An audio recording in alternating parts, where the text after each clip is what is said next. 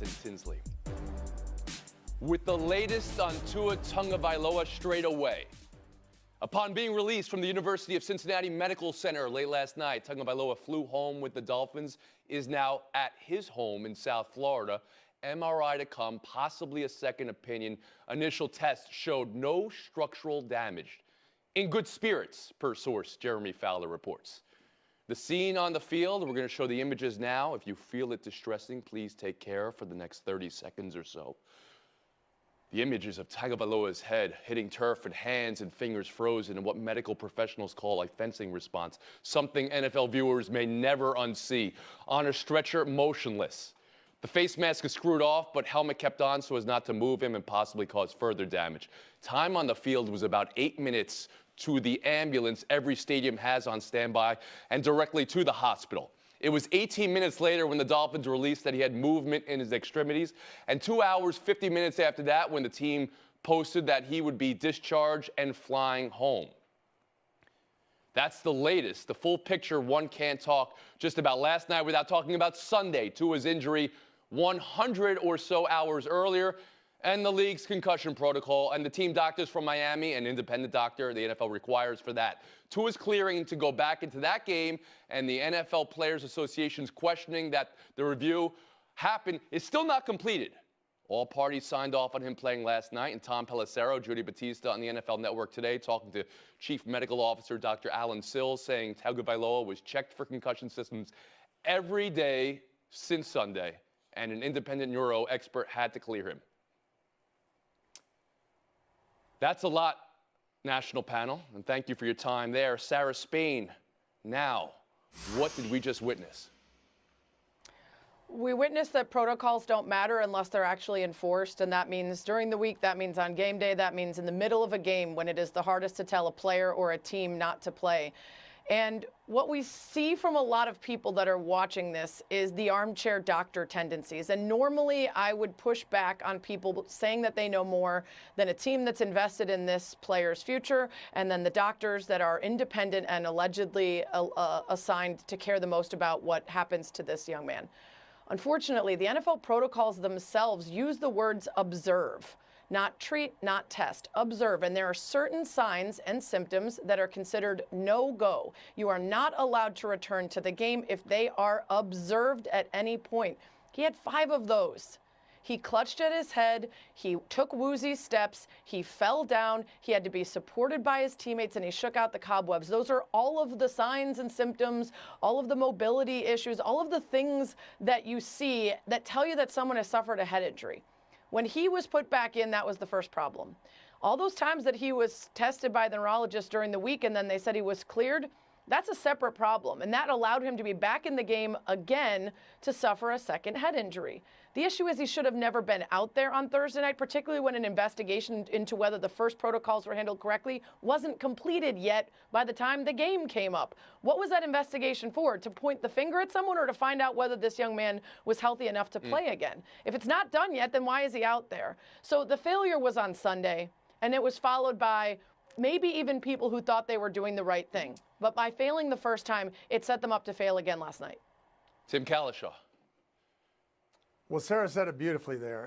And I'm not a big believer in mass conspiracies and the idea that Dolphins coaches, management, trainers, and independent neurologists got together and said, hey, we're going to call this concussion a back injury so he can play Thursday. I'm pretty certain that didn't happen. But at the same time, as you just saw on the tape, as Sarah just described, there's no back injury that's going to cause you to collapse like that, that's going to cause you to start veering to your left like that, that's going to have you shaking your head as you come off the field. So what they're really saying is, okay, he had those symptoms and we checked him in the tent and they were gone in 3 or 4 minutes, and so we sent him back out into the game and they never came back. And I think most doctors would tell you that's probably a medical impossibility.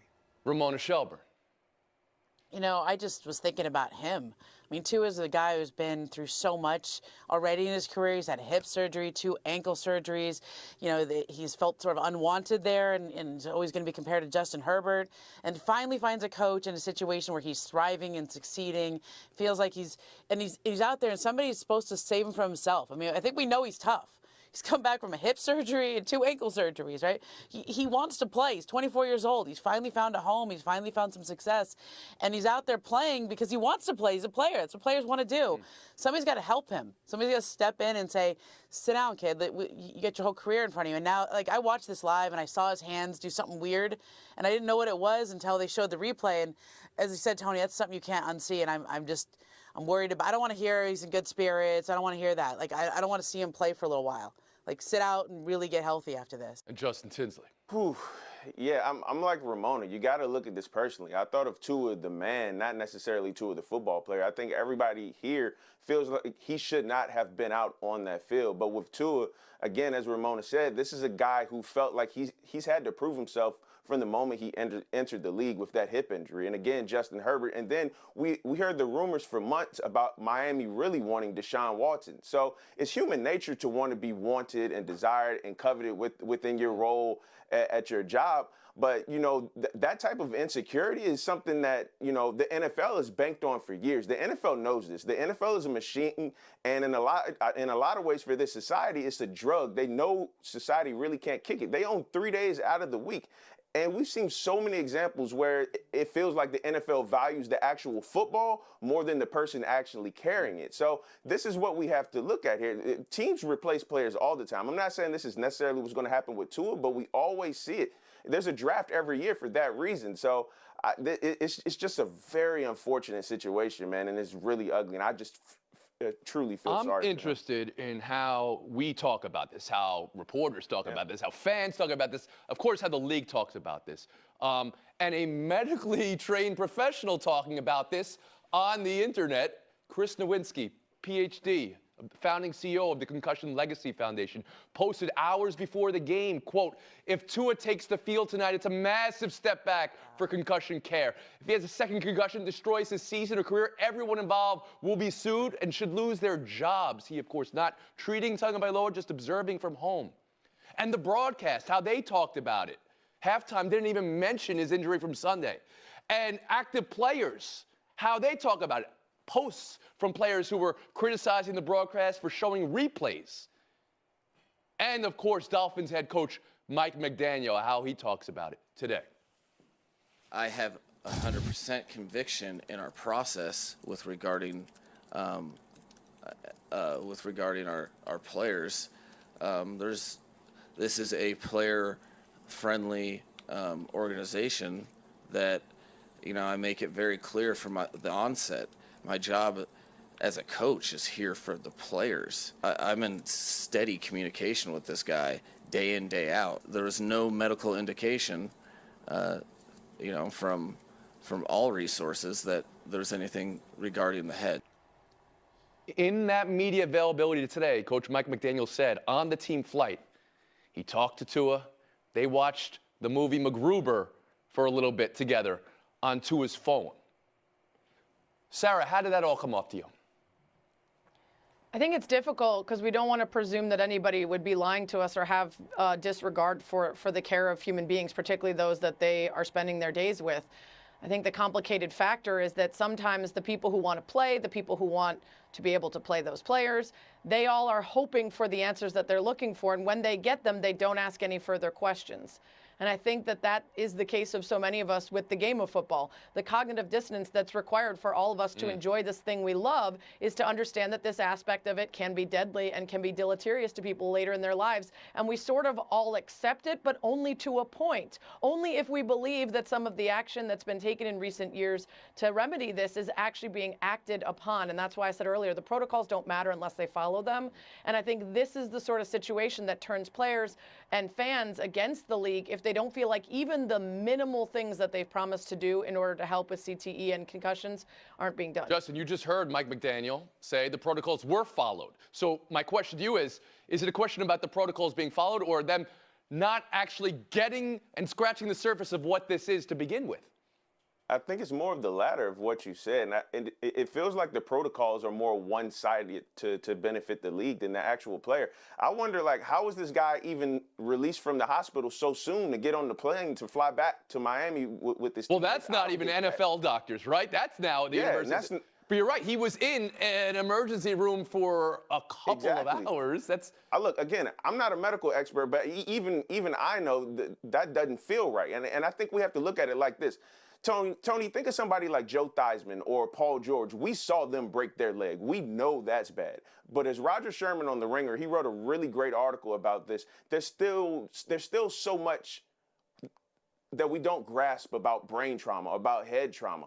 And, you know, the NFL's been dealing with CTE for well over a decade now. They've paid out hundreds of millions. But that ignorance towards brain trauma has made the NFL even more money.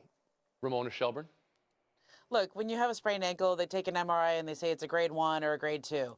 When you have a brain injury, there's nothing you can do to necessarily say this is a brain injury. You just have to rely on what you see and how somebody feels.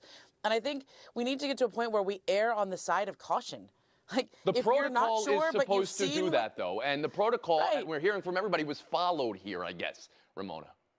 It wasn't, but though. We know what we saw. Like Okay. Sarah pointed out in her first. Tim, you said something before we sat down that stumbling. struck He'd be me, helped is up. that we're all complicit in this. The indignation from players, from fans, Yeah. from reporters. Can you expand on that a little bit? Well, I mean, I think all of us who are fortunate enough to make our living writing and talking about sports, for most of us, Ramona's got a lot of NBA on her plate, but for most of us, we do a lot talking about the NFL and about college football. And we all know it's an inherently dangerous game. And I think that's why we all got so indignant a decade ago when we learned how the NFL had swept all the news about concussions under the rug and discredited the Pittsburgh doctor who made the findings on Mike Webster's brain, and all that story that led to movies, books, and all the rest. And now we want to sit back and believe, okay, they got these protocols, they work, we can sit and enjoy the game and just play with our fantasy teams and think everything is great. And things like this remind us if these protocols are in place, but they clearly didn't work, as Chris Nowinski said. Everybody can see that wasn't a back injury against Buffalo, and the league is going to pretend it is, and they're probably going to get away with it. Thanks for your thoughts on that. I know the image of this are very hard, and you heard from the players, don't show the replay, don't show the replay. Well, Yeah. the replay's not the problem. Being on the field and playing in the sport is in fact the problem, and it's a news story at that moment. But I appreciate your thoughts on this. We're going to take a break here. Buy or sell on the other side. At home, I sure don't, but I bet it's not very often, and it's not going to happen this week That's either. that. Mike Evans is back. Mike Evans is back. Godwin and Julio are iffy. One of them's going to be back in there. Yeah, That's something. enough. Okay, I hear what you're saying. Something was iffy there, that's for sure. Go ahead, Sarah Spade. Yeah, I probably would agree if there was a stat there with it. It's probably not likely that he loses a lot of back-to-back. For me, the issue is just that they have 3 offensive touchdowns through 3 weeks. None of them are on the ground.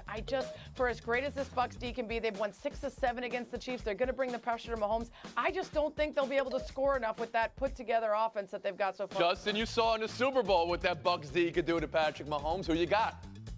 And they've bolstered up that offensive line since then. I'm going Kansas City because I think they're going to do a better job protecting Mahomes this week, and they're going to have to with that Tampa Bay pass rush. And against the blitz this season, Mahomes, he has a QBR of 94, 6 touchdowns, 0 interceptions. So I think he control that Ramona, blitz. both are coming off losses. Who you got? Yeah. Look, I like the Beck song. I like all the stuff between Mahomes and Brady, the Super Bowl matchup. But this actually doesn't come down to these two guys. It's Tampa's rush defense. They're 5th best in the league, and Kansas City has not been able to run the ball at all this year. Oh, delay. Points. Shelburne. We'll move on. Bills, Ravens. Josh versus Lamar. I don't need to say any more. Okay, I'll say one more thing. Ken Dorsey versus the coach's box. Sarah Spade, who you got? Well, I like how we always make these games. It's Allen versus Jackson. No, it's not. They're never going to be on the field at the same time. Duly noted. It's especially important because Allen's going to face a 32nd ranked defense, and Lamar Jackson's going to take on the number 1. I'm going Bills in this because as great as Lamar Jackson's been, he's going to face a much more uphill fight here, and I think Allen's going to feast. JT? Yeah, speaking of battered in defense, this Buffalo secondary is torn to shreds right now, and I think Lamar Jackson is going to pick that apart. And I actually see a big game from Bateman this week. Yeah, I got Baltimore. Ramona Shelburne. Josh Allen is the best quarterback throwing the deep ball this year. The Ravens have the worst secondary against the deep ball this year. It's going to be a shootout. 35-31, maybe even more than that. You have Buffalo, I think. I'm gonna go with Lamar. I like after everything you said, I thought you were leaning. I like Lamar. You That's never know with MVP so Shelburne far. and Kalisha. I can't get past the disparity on defense. This is not a fair way to assess MVP candidates when we see how the Baltimore Ravens defense has played. Buffalo's going to win. Buy or sell 3. Baseball. Huge series. The NL East to be decided. I don't need to say anymore. Mets, Braves. Tim, who you got? I feel like this has been the Mets year, a special year for them. The arrival of Buck Showalter, Yeah. the Tom Seaver statue, all they've had going for them, and they got a 1-game lead. But that's not much. But they got DeGrom, Scherzer, and Bassett lined up to go. Give me the Mets. Sarah Spain. The brain says Mets. They've got the lead. They've got the tiebreaker. They don't have to do as much to get it. My heart says Braves because the Mets under pressure with everything on the line. Why would I start believing in that now? The Braves have won 5 of 6. They got a deeper, more serious lineup. So if all the pitching shows up, my money's The on Mets Atlanta. have been known to struggle finishing the job Atlanta had for the entire history of the franchise, too, up until last year. Justin Tinsley. Okay. The Mets know all they have to do is not get swept, and they're still in control. So knowing that, and the way the Mets have been hitting the ball recently, I got the Mets coming out of this. And Shelburne. I like Atlanta, World Series champs, man. By the way, Max Fried, Kyle Wright. Kyle Wright has 20 wins this year. Charlie Morton, that's a pretty good pitching staff, too. All right. From your lips to the mute button takes, right? Okay, we'll see what happens come Monday. Tim Kalisha, even par. When's the last time that happened for you? After 2 holes. And Justin Tinsley, thanks for that. Spain, Shelburne, showdown in 2 minutes, and then add 2 more minutes. I mean, look, they're doing a better job protecting Joe Burrow. He was sacked 3 times in the last 2 games after 13 times in the first 2 games. So that's better. But they are too committed to the run. Joe Mixon just had 60 yards last game. They're just out there too much with the run, trying to establish some clock. Well, Tony, we all have issues, that's for sure, but I think they're getting on the right track. That 3 sacks in the last 2 games versus 13 in the first 2. Joe Burrow, 6 touchdowns, no picks in the last 2. That's what I needed to see, was Burrow looking right. Everything else figured itself out. Could stand to throw the ball a little bit more in first down, maybe not running into the line every first down. Point, Ramona. Showdown 2, college. About half the top 20 plays each other this week. Among those, Alabama, Arkansas, NC State at Clemson, Kentucky at Ole Miss. You have a game of interest, Sarah? I do. Kentucky Ole Miss, obviously big in the standings, but also my friend Eliza Peters, with whom I started my charity Hear the Cheers, is the homecoming queen and being honored at Ole Miss during their homecoming game. wow. So yes, I will be watching that. I like NC State and Clemson. NC State won this one last year. It's a big game, and I think it's going to be played in the remnants of Hurricane Ian, so it's going to just be a sloppy, muddy game. Could go a long way to sounding who's got a leg up on the playoff there. Ramona's getting a point. Eliza Peters is getting this point, Sarah. You can hold it for a while, but pass it along to Eliza. I will. Showdown 3, time to find out what we messed up, Stat Boy, I believe is how they say it. Frankie Lasagna, all right? Yesterday, we spotlit this fan with the 61 ball in his glove and then out of his glove in various stages of grief. We mistakenly identified that fan as Frankie Lasagna, a fan who was doing interviews talking about almost catching the ball. But that fan's name is not Frankie Lasagna. That fan is Kyle Mulligan. What? Yes, this fan here is Frankie Lasagna. So Mulligan? our apologies to both fans and the Mulligan and Lasagna family. Ramona, do we deserve a Mulligan for Lasagna? Listen, I can only take so much of these jokes. Can only take so much of these jokes. Oh, okay. Sorry. Yes. All right. How Sorry. about one or so more? One or so more? I think the people who wrote this sim are getting lazy. It started with a Frankie Lasagna and it ended with a Mulligan. Come on. These are not real people. I know. All right. Well, no Mulligans or lasagnas were harmed in this discussion. I'm going to have some lasagna tonight, or maybe gnocchi. Ramona Shelburne, it's been so long. 30 seconds of FaceTime. You know, they say when you have 2 kids, it is twice as much fun and twice as much love. I actually think it's exponentially more fun and more love. it's a friend of mine once said to me, it's very clarifying when you have multiple kids of, well, what's important to you. And when I come back and I see all you guys back here, Tony, I've texted you this whole way through. It's just like my heart just exploding to have the beautiful family I have, but also to be back with you guys on the Around the Horn family. Aww. Ramona. Glad to have you back, The Ramona. baby, right? Thank Those you. baby farts. I mean, they're the best. I know. Yeah, You got man-sized parts. I love Or it. the dog farts, or whatever we have cooking in our homes, you know, they're all What our about own. our own aroma farts, of the God. Tony? We're on a 71.5-hour break. We'll see you Monday. Around